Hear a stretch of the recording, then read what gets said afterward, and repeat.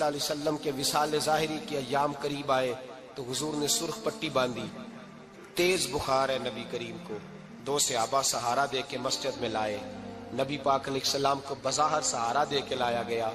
کریم رسول نے لوگوں کو جمع کیا، حضور آج کیا ہونے والا ہے، آج کیا کہا جائے گا، آج کس لیے میٹنگ بلائی ہے؟ نبی کریم کے کل صحابہ جب مسجد میں جمع ہوئے تو کھچا کھچ مسجد بھری ہے۔ وصال ظاہری سے چند یوم پہلے کی بات، نبی پاک نے فرمایا آج تمہیں کوئی جہاد کی ترغیب نہیں دینی، آج کوئی نیا پیغام نہیں دینا، آج تمہیں بتانا ہے کہ رب نے اپنے بندے کو اختیار دیا ہے، چاہے تو دنیا میں رہے، چاہے تو اس کی بارگاہ میں حاضر ہو جائے۔ اس عبد نے بارگاہ ربوبیت کی طرف لوٹنے کا ارادہ کر لیا ہے۔ حضرت صدیق اکبر رونے لگے تو صحابہ نے کہا تمہیں کیا ہوا؟ کہنے لگے سمجھ نہیں رہے، کسی کی بات نہیں کر رہے، نبی پاک تو اپنی بات فرما رہے ہیں، اس نے جانے کا ارادہ کر لیا۔ سنیے میرے بھائی، محبوب پاک نے فرمایا بھائی کسی شخص کو میری طرف سے کوئی تکلیف پہنچی ہو تو بدلہ لے سکتا ہے، بدلہ لے سکتا ہے، کسی کو تکلیف پہنچی ہو۔ صحابہ پھوٹ کے رونے لگے، محبوبہ کرم ہی کرم ہوا ہے، رحمت ہی رحمت آئی، آپ کے بارے میں گمان کرنے والا بھی دائرہ ایمان سے نکل جائے گا۔ حضور آپ کیا فرما رہے ہیں؟ فرمایا نہیں بھائی اٹھو۔ پیچھے سے جناب عکاشہ بن محصن اٹھے، ہاتھ کانپتے ہیں، آگے بڑھے، کہنے لگے یا رسول اللہ، ایک جنگ کے موقع پر آپ نے درہ مارا تھا، ننگی پیٹھ پر صفیں سیدھی کراتے، بات دل میں رہ گئی ہے، میں نے بدلہ لینا ہے۔ نبی کریم نے فرمایا بلال دوڑ کے جاؤ، فاطمہ کے گھر درہ پڑا ہے، درہ لاؤ۔ سیدنا بلال حبشی کہتے ہیں میں گیا، دستک دی سیدہ طیبہ طاہرہ، حضرت فاطمہ فرمانے لگی بلال کیسے آئے ہو؟ اماں جی وہ درہ چاہیے تھا۔ سیدہ کو تشویش ہوئی، کہنے لگے بلال نہ تو جنگ پہ جانا ہے، نہ جہاد ہے، نہ کوئی ایسا موقع ہے، حضور کی تو طبیعت مبارک بظاہر بڑی علیل ہے، درہ کیا کریں گے؟ حضرت بلال عرض کرنے لگے اماں جی ایک صحابی بدلہ لینے لگے ہیں، صاحب طبقات نے جملے لکھے ہیں، کہتے ہیں بی بی صاحبہ نے درہ بھی دیا اور امام حسن حسین کو بھی باہر نکالا۔ فرمانے لگی عکاشہ سے کہنا 100 درے مارے، ان 2 شہزادوں کے جسم پر نبی پاک کے قریب نہ جائے، میں نے 2 بچے پیدا ہی اپنے محبوب پر قربان کرنے کے لیے کیے، ان کو لے جائے۔ حضرت بلال کہتے ہیں میں 2 شہزادے لے کے آیا، اور جب دروازے میں میں لے کے پہنچا تو نبی پاک نے دیکھا تو آنکھوں میں آنسو آ گئے۔ فرمایا ان کو بٹھا دو، مجھے پتا ہے فاطمہ نے کیا کہہ کے بھیجا ہے۔ حضرت سیدنا بلال فرماتے ہیں درہ میں نے جناب عکاشہ کو دیا، حضرت عکاشہ درہ لے کے آگے جو بڑھے تو حضرت ابو بکر صدیق نے ان کے پیروں پہ ہاتھ رکھا، فرمایا عکاشہ میری طرف آ یار، مجھے مار درے، نبی پاک کے قریب نہ جا۔ مصطفیٰ کریم نے فرمایا ابو بکر تو ہٹ جا، اسے آنے دے۔ فرماتے ہیں میں چند قدم آگے گیا تو مولا علی شیر خدا نے میرے پیر پہ ہاتھ رکھا، کہنے لگے عکاشہ سوچ تو صحیح تو کیا کر رہا ہے؟ حضور نے فرمایا علی ہٹ جاؤ، میرا اور ان کا معاملہ ہے۔ جناب عکاشہ آگے بڑھ رہے، نبی کریم نے فرمایا میں اپنی امت کو درس دینا چاہتا ہوں، خبردار خبردار زندگی میں تمہارے ہاتھ سے زبان سے کسی کو تکلیف نہ پہنچنے پائے، خبردار یاد رکھنا وہ معاشرے بگڑ جاتے ہیں، وہ معاشرے تباہ کر دیے جاتے ہیں جہاں ظلم ہوتا ہے، جہاں زیادتی ہوتی ہے، جہاں لوگوں کو ستایا جاتا ہے۔ محبوب کریم کے قریب آئے حضرت عکاشہ کہ حضور میری پیٹھ ننگی تھی، آپ بھی ذرا کپڑا ہٹائیے۔ نبی کریم نے پیٹھ سے کپڑا ہٹایا، جناب عکاشہ نے درہ جو اٹھایا تو صحابہ کی چیخیں نکلی، حضرت عکاشہ نے درہ دور پھینکا، حضور کے بطن اطہر سے لپٹ گئے، چومنے لگے، کہنے لگے حضور وہ تو صفیں سیدھی کراتے لگ گیا تھا، آپ نے کہاں مارا تھا؟ یا رسول اللہ میں تو بہانہ بنا رہا تھا کہ جاتی دفعہ مجھے وجود چومنے کا موقع نصیب ہو جائے، مجھے یہ موقع نصیب ہو جائے۔ میرے حبیب نے فرمایا جس نے جنتی دیکھنا ہو میرے عکاشہ کی زیارت کر لے۔ بھائی ظلم کا دروازہ کھلا ہوا ہے اور لوگ بھول جاتے ہیں زیادتی کرتے ہوئے، وہ بہو سے ہی کیوں نہ کریں، وہ اپنے گھر کے بھول جاتے ہیں کہ شاید پوچھنے والا کوئی نہیں، شاید میزان نہیں لگے گا۔ ایران کے بادشاہ نے اپنے بیٹے کو پڑھانے کے لیے ایک استاد صاحب کا بندوبست کیا۔ استاد صاحب کو کہا کہ میرے بچے کو دین پڑھائیے، میں چاہتا ہوں کل اس نے عنان حکومت کو سنبھالنا ہے تو یہ دین سے آگاہ ہو جائے، اس کو کچھ سکھائیے پڑھائیے۔ بہت نیک بزرگ بڑے درویش عالم پڑھانے لگے، اسباق مکمل ہو گئے، دین کے اسباق قرآن مجید پڑھایا، احادیث طیبہ کا درس دیا، اصول فقہ سے روشناس کرایا۔ جب بچے نے مکمل تعلیم حاصل کر لی اور آمین ہو گئی، دستار ہو گئی، فارغ ہو گئے، تو پھر ایک دن استاد صاحب نے کہا بیٹے کل تم نے ضرور آنا ہے، کچھ بات کرنی ہے۔ شہزادہ گیا ملنے استاد صاحب سے، استاد صاحب نے کنڈی لگا لی، ہاتھ میں درہ پکڑ لیا، مار مار کے پورے وجود کو زخمی کر دیا، کوئی غلطی نہیں، کوئی بات نہیں، مارا۔ اب بچہ آیا آ کے بادشاہ سلامت سے کہا کہ ابا جی سمجھ نہیں آئی، بڑا مارا ہے استاد۔ تو سیانے تھے نا بادشاہ، یہاں تو قاری صاحب روز کٹہرے میں کھڑے ہوتے ہیں، مولوی صاحب آپ نے میرے بچے کو کیوں مارا ہے؟ آپ 8,000 کے مولوی ہیں، میرا کئی کروڑ کا بچہ ہے، سویرے بدل لیں گے، خبردار آپ نے بچے کو ہاتھ لگایا، اپنی حیثیت میں رہے معاذ اللہ۔ جو قومیں استادوں کو کٹہروں میں کھڑا کرتی ہیں وہ ترقی نہیں کر پاتی، جو استادوں کو کٹہروں میں روز کھڑا کرتے ہیں۔ کہا ابا جی بڑا مارا ہے، تو والد بڑے سمجھدار تھے، کہنے لگے بیٹا استاد باپ ہوتا ہے، وہ زیادتی نہیں کرتا، کوئی بات ہوگی میں تیرے استاد کو کٹہرے میں نہیں بلاؤں گا۔ اماں سے بات کی، اماں کہنے لگی بیٹا میں تیرے باپ سے کیسے بات کروں، ڈرا تھا۔ وقت گزر گیا، 22 سال بیت گئے، 22 سال گزر گئے، بادشاہ کا انتقال ہوا، شہزادہ تخت پہ بیٹھا، پہلا حکم یہ دیا کہ میرے استاد کو بلاؤ، پہلا حکم۔ استاد جی بوڑھے ہو گئے تھے، چھڑی کے اوپر ٹیک لگا کے آئے اور بھویں سفید ہو کے جھک گئی تھیں، یوں آنکھ کھول کے بڑی مشکل سے دیکھا، کہنے لگے شہزادے حکم ہو۔ کب میں شہزادہ نہیں، اب میں بادشاہ بن گیا ہوں۔ استاد جی 22 سال بیت گئے، آپ نے مارا تھا، پر وہ درد چونکہ زیادتی کی تھی، میرا قصور کوئی نہیں تھا، تو نہ میری روح سے درد گیا ہے نہ میرے جسم سے گیا ہے، میں بے اختیار تھا، پوچھ نہیں سکتا تھا، آج با اختیار ہوا ہوں۔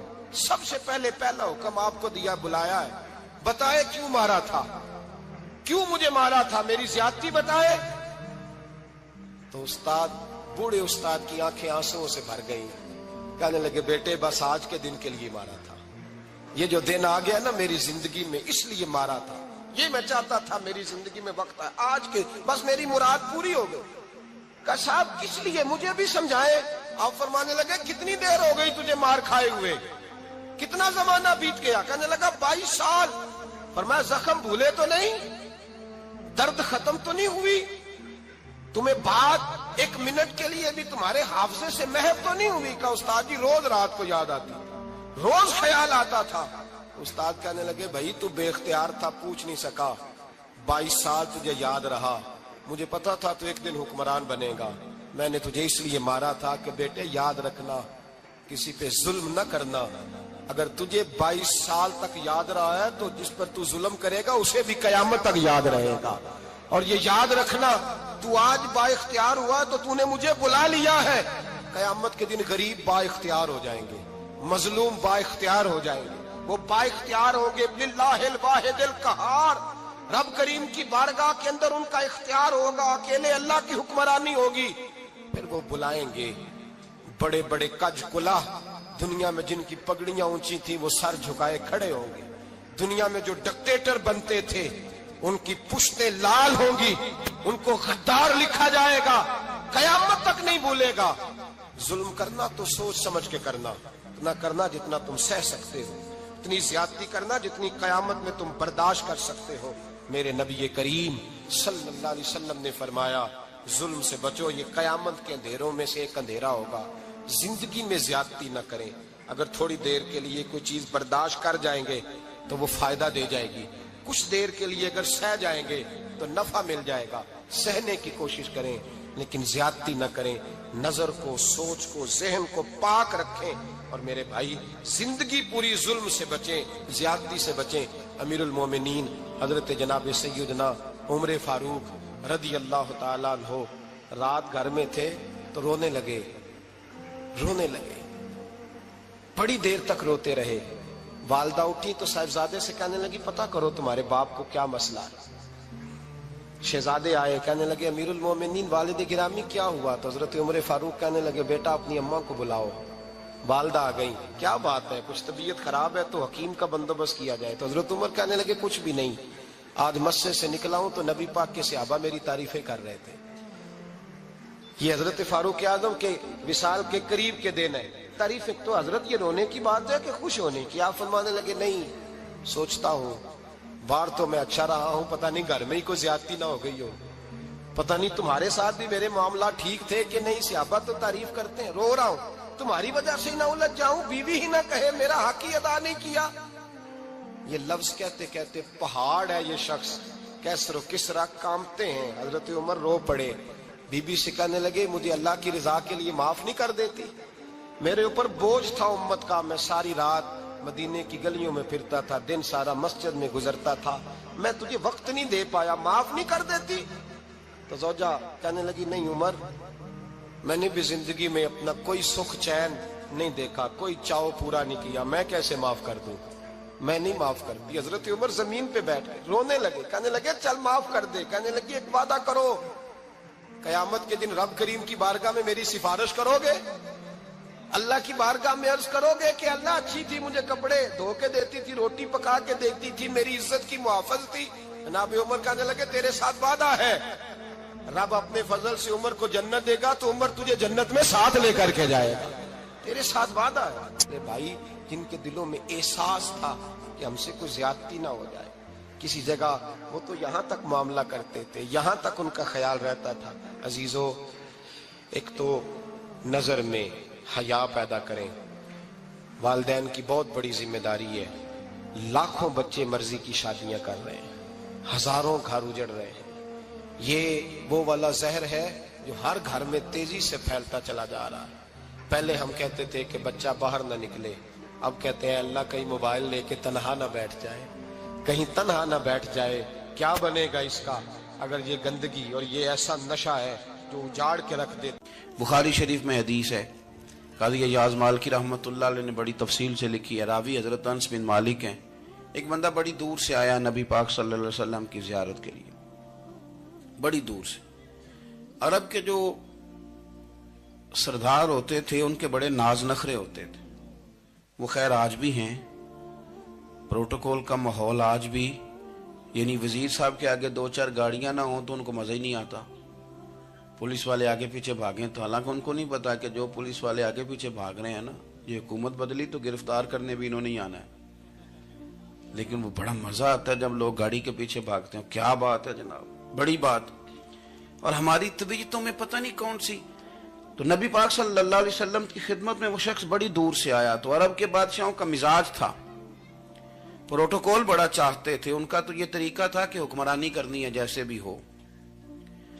अगर किसी गुलाम ने धूप में बंधा रह गया, ऊंट और छांव में नहीं बांधा तो दुर्रे मारते थे, और अगर उसने खोल के बांध दिया तो फिर भी मारते थे, कहते थे इतना सियाना हो गया तो उन्हें पूछा ही नहीं, खुद ब खुद ही बांध दिया। वो शख्स हुजूर की बारगाह में आया और बहुत सारे लोगों के पास क्योंकि वो जाता था अपने सरबराह का पैगाम लेके, तो वो कांप रहा है जब हुजूर की बारगाह में गया, डर रहा है।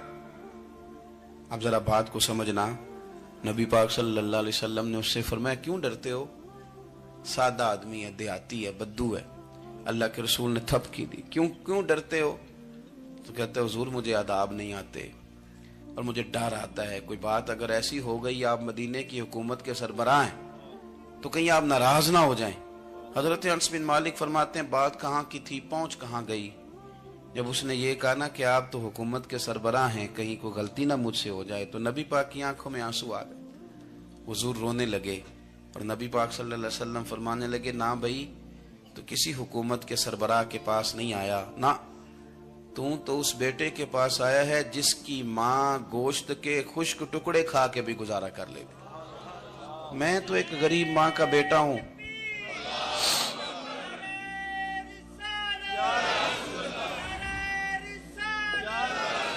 भाई अगर आपका ये ज़ौक बन जाए, देखो ना आज तो लोग भूल जाते हैं ना, कपड़े बदल लेते हैं तो वो समझते हैं कि शायद सारा कुछ ही बदल गया, यानी गांव से आकर पढ़ने वाले भूल ही गए हैं कि किसकी माँ ने कितना जेवर बेचा था।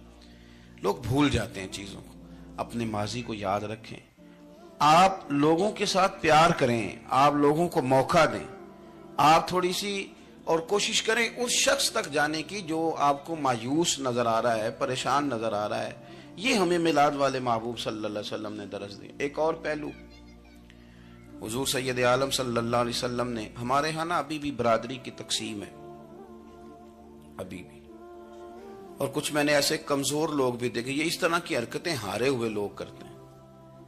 ہارے ہوئے لوگ جو اپنے آپ کو سمجھتے ہیں کہ میں کوئی بڑا آدمی ہوں. بڑا آدمی تو اپنے اخلاق سے ہوتا ہے, اپنے کردار سے ہوتا ہے, اپنی سخاوت سے ہوتا ہے, لوگوں سے پیار کرنے سے ہوتا ہے. باقی یہ کہ بیٹھ کے کہانی سنانا کہ میں بڑا کچھ کرتا ہوں, تو جو کچھ کرتا ہوتا ہے اسے سنانے کی کوئی ضرورت ہے. ایک اور بہت سارے لوگ آپ تعزیت کرنے جائیں نا والد کے انتقال کے بعد, تو ان بیچاروں کو بتانا پڑتا ہے کہ ابا جی میرے بغیر دوائی نہیں کھاتے تھے. تو میں کہتا ہوں اگر تیرے بغیر نہیں کھاتے تھے پھر بتانے کی ضرورت نہیں, پھر تو سارے گاؤں کو پتا ہوگا کہ تیرے بغیر نہیں کھاتے تھے. اور اگر کوئی دال میں کالا ہے تو پھر تیری وضاحت کوئی بندہ قبول نہیں کرے گا. تو آپ کو بتانا کیوں پڑ رہا ہے, اور آپ بار بار اس بات کا ذکر کیوں کر رہے ہیں کہ ہم بہت بڑے قبیلے کے ہیں؟ صاحب اگر آپ بڑے قبیلے کے ہیں تو پتا ہوگا سارے علاقے کو آپ کتنا لوگوں کا خیال کرتے ہیں, آپ کس قدر محبت کرتے ہیں, آپ کا انداز کریمانہ کس طرح کا. پھر آپ کو بتانے کی کوئی ضرورت نہیں ہوتی, پھر خود بخود خبر ہوتی ہے. حضرت سیدنا ابو ذر غفاری رضی اللہ تعالیٰ عنہ, قبیلہ بنو غفار ایک بڑی شاخ تھی قبیلوں میں سے. جو لوگ اس زمانے میں مالدار قبیلوں سے تعلق رکھتے تھے ان میں سے ایک بڑا نام تھا. ساری زندگی چودراہٹ کی, لیکن میلاد ایک انقلاب کا نام ہے. میں میلاد منانے والے دوستوں سے گزارش کرتا ہوں کہ آپ ہر سال میلاد منائیں, اور ہر سال میلاد کے بعد آپ تھوڑے بدل بھی جائیں, یعنی تھوڑے سے بدل جائیں. کچھ لوگ کہیں یار یہ داڑھی میں نے نا 12 ربیع الاول والے دن رکھی تھی, یہ میری میلاد والی داڑھی ہے. اور داڑھی رکھیں بھی نبی پاک کی مرضی کی. کس کی مرضی کی؟ نہ ناراض ہو جائے جی میں ٹور چلا بس. کس مرضی کی جی؟ اپنی مرضی کے نہیں. داڑھی کا وزن کو نہیں ہوتا کہ پوری مٹھی رکھیں گے تو آپ کو کوئی دقت ہوگی, کوئی وزن نہیں. پوری رکھیں, جو حضور کا طریقہ مبارکہ ہے جو ہمیں ملتا ہے اس پر آپ توجہ فرمائیں. تو میں جو بات عرض کرنے جا رہا ہوں وہ میلاد انقلاب ہے. حضور سید عالم صلی اللہ علیہ وسلم کی بارگاہ میں آنے سے پہلے لوگ کچھ اور ہوتے تھے, اور یہاں سے ہو کے جاتے تھے تو پھر ان میں تبدیلی آتی تھی. میں سارا دن کرامتیں سناؤں نا کسی کو اپنے پیر صاحب کی, اور اپنے گھر میں بھی کہ میرے حضرت بڑے, میرے استاد بڑے, لیکن بیوی کے ساتھ اگر میں ترش لہجے میں بات کروں گا تو وہ کہے گی یہ سکھاندے نے تینوں پیر صاحب. دوست کہیں گے یہ سکھاتے ہیں آپ. آپ کی کہانیاں نہیں چلتی, آپ کا کردار چلتا ہے. حضرت ابو ذر غفاری رضی اللہ تعالیٰ عنہ فرماتے ہیں چونکہ میں چودھری تھا, سیدنا بلال حبشی رضی اللہ تعالیٰ عنہ کے پاس میں بیٹھا تھا. کسی بات میں بات آگے بڑھی اور بڑھتے بڑھتے بات شکرنجی تک چلی گئی. رائے کے اختلاف نے باتوں میں تلخی پیدا کر دی, اور جب تھوڑے لفظ اور تیز ہوئے تو میں نے انہیں کہہ دیا چپ کر, تو ابشن کا بیٹا ہے. کس کے بیٹے تھے حضرت بلال؟ کہتے ہیں جب انہوں نے مجھے کہا تو میرا دل بڑا ٹوٹا, لیکن میں نے ارادہ کیا کہ میں نے حضور کی بارگاہ میں نہیں عرض کرنی. اب ہر بات کی ہم حضور کی بارگاہ میں شکایت کریں. لیکن میں جا کے مسجد میں بیٹھا, اور جب سرکار آئے نا, ارادہ نہیں تھا کہ عرض کروں گا, لیکن حضور کا چہرہ دیکھا تو دکھ میرا خود ہی تازہ ہو گیا. رونے کا بھی تو تب ہی مزہ آتا ہے نا کوئی اپنا ملے تو. فرماتے ہیں کہ میرے آنسو نا بغیر اختیار کے چھلک پڑے, اور میں کھل کے روئے, کھل کے. قربان جاؤں محبوب کے بھی حضور نے پاس نہیں بلایا, بلکہ نبی پاک اٹھ کے خود میرے پاس آئے اور مجھے کندھوں سے پکڑ کے سینے سے لگایا. اور جب میں کھل کے رو لیا تو حضور میرے آنسو پوچھنے لگے. کچھ شعر ایسے ہوتے ہیں جو کسی نے کہے ہوتے ہیں, اور کہنے والا جو ہوتا ہے وہ صاحب حال ہوتا ہے, تو اس میں کچھ خوبصورتی زیادہ ہی ہو جاتی ہے. ایک پنجابی کے شاعر ہمارے گجرات میں گزرے, بزرگ تھے, ان کا ایک شعر ہے, وہ کہتے ہیں ایک واری میری آنکھیاں چوں اونا نے اتھرو پونجے سن. ایک واری میری آنکھیاں چوں اونا نے اتھرو پونجے سن, ہن تے چسکا پہ گیا رونے دا. ایک واری میری آنکھیاں چوں اونا نے اتھرو پونجے سن, ہن تے چسکا پہ گیا رونے دا, تے ہر ویلے آہو زاری دا. تو میں روز رونے لگا ہوں, مزہ ہی بڑا آیا ہے جب سے محبوب نے چپ کرانا شروع کیا میرے عزیز. اور پھر حضرت بلال حبشی رضی اللہ تعالیٰ عنہ چونکہ حضور کے غلام تھے, اور انہیں پتا تھا کہ سرکار میری ناز برداری کرتے ہیں, حضور نے چپ کرایا. فرمایا کیوں روتے ہو؟ تو عرض کرنے لگے یا رسول اللہ صلی اللہ علیہ وسلم, اگر میں ابشن کا بیٹا ہوں تو میری تو غلطی کوئی نہیں نا, یہ تو تقسیم اللہ کی ہے نا. الذی خلقک فسواک فعدلک فی ای صورت ما شاء رکبک. جس طرح وہ چاہتا ہے، جس کو چاہتا ہے اس طرح کی اس کی صورت بنا دیتا ہے. تو مجھے ابشن کا بیٹا کہا جاتا ہے، میری غلطی کیا ہے؟ حضرت بلال نے بھی نہیں بتایا کس نے کہا. لیکن نبی پاک صلی اللہ علیہ وسلم نے کیا فرمایا؟ امام یوسف صالحی نے لکھا ہے، ذرا غور کرنا بات پر. تسلیاں لوگ اور رنگ میں بھی دیتے ہیں، پر یہ تسلی بڑی انوکھی ہے. حضور فرمانے لگے، بلال اگر تو ابشن کا بیٹا تو پریشان کیوں ہوتا ہے؟ کالے رنگ والی ماں کا بیٹا ہے تو پریشان کیوں ہوتا ہے اگر تیری والدہ کا رنگ کالا ہے تو؟ عرض کی حضور آپ کیا فرمانا چاہتے ہیں؟ تو سرکار فرمانے لگے، میں 2 ماؤں کا بیٹا ہوں. ایک جناب آمنہ جنہوں نے مجھے پیدا کیا، اور ایک حضرت ام ایمن جنہوں نے میری پرورش کی، مجھے بڑا کیا. حضور فرمانے لگے، میری ماں آمنہ کا رنگ گورا تھا اور میری ماں ام ایمن کا رنگ کالا ہے. تو فرمایا اگر تجھے کسی نے کالے رنگ والی ماں کا بیٹا کہا تو اسے کہہ دینا مدینے والی محبوب کے بھی تو ایک والدہ کا رنگ کالا ہے، تو کہہ دینا. حضرت بلال کہتے ہیں کہ وہ اس طرح کی تسلی تھی، طفل تسلیاں نہیں جس طرح کی ہمیں دی جاتی، وہ اس طرح کی خوبصورت تسلی تھی کہ اس کے بعد میرا دل ایسا ٹھنڈا ہوا، پھر کسی کا تانا نہیں رہا، پھر کسی کی